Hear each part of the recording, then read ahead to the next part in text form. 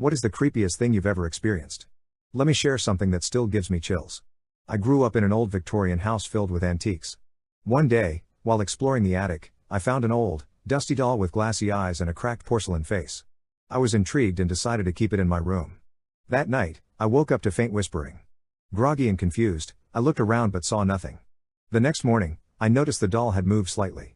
I brushed it off as my imagination, but the whispering continued every night, and each time, the doll seemed to inch closer to my bed.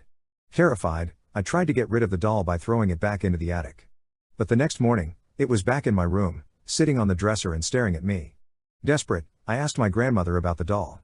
Her face went pale as she revealed it had belonged to a little girl who died tragically in the house many years ago. Since then, strange occurrences had followed the doll.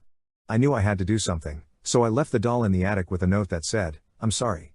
The whispering stopped, and the doll never moved again. What's your creepiest encounter?